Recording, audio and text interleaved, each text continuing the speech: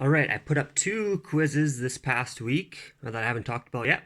First one was what do we call things like biking, rowing, running, skipping, stuff like that? What do we call that? Excuse me. In CrossFit terminology, we call those monostructural movements. So those are movements that are kind of cyclical in nature, and you just kind of keep repeating like the same thing over and over and over again, right? Like running stride, very cyclical, biking, same thing, rowing, same thing. So we call them that because and differentiate that from cardio because cardio is anything where your heart rate basically is getting up and elevated for a continued period of time. So you can get cardio through combinations of almost any workout. If you've done a CrossFit workout before that extends beyond 3 minutes or even a couple minutes, right? You're getting extended heart rate or elevated heart rate for an extended period of time. That is what we call cardio in general. So cardio isn't necessarily the things we always think that it is. You can get cardio and that cardiovascular response from air squats, cleans, pull-ups, right? Anytime that you are in a workout and you're working really, really hard, that's cardio. So we distinguish that by calling them monostructural movements instead. The second part I asked was, can you calculate your overall fitness level? And yes, you can. That is possible. There are a lot of really poor definitions of fitness out there, but I think CrossFit came out with a pretty good one, as good as they've been able to come up with.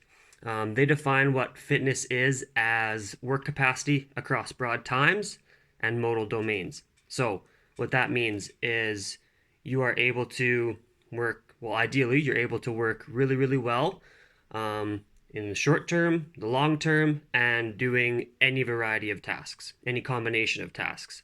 So that's the more the modal domains part comes in. You're good at the monostructural movements, you're good at gymnastics movements, you're good at weightlifting movements in short and long durations. So work capacity, they define as power output. So now when we're talking about power, we're getting into more of the physics side of things, right? So we are able to calculate how much power output you get or how much power output you do from a workout. So we are able to calculate how heavy either you are or the object you are moving is.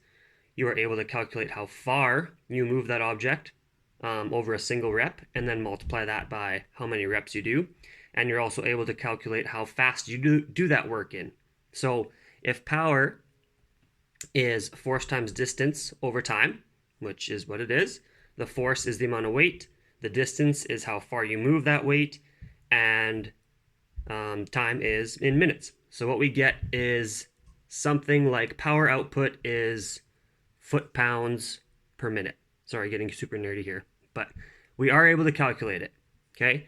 So if you take that and you plot a bunch of different points along a curve, you'll get something that looks like this, okay? So you've got power output. Oh, it's backwards for you. Sorry. You got power output on the y-axis and time along the x-axis. If you plot all these different points, obviously the longer you work out, the average power is going to go down. So that's why we kind of get this sloping line like this here. But your entire area under that curve is your fitness level, your overall fitness level. And of course, this curve can move up or down as you get fitter or less fit. If you get fitter, that curve is going to slightly move up. If you get a little bit less fit, that curve is going to slightly move down. So it is possible to calculate it. That's how you would do it. I forget how to calculate the area under a curve, but I'm sure you could figure it out. If you have any questions, let me know. Have a good weekend, everybody.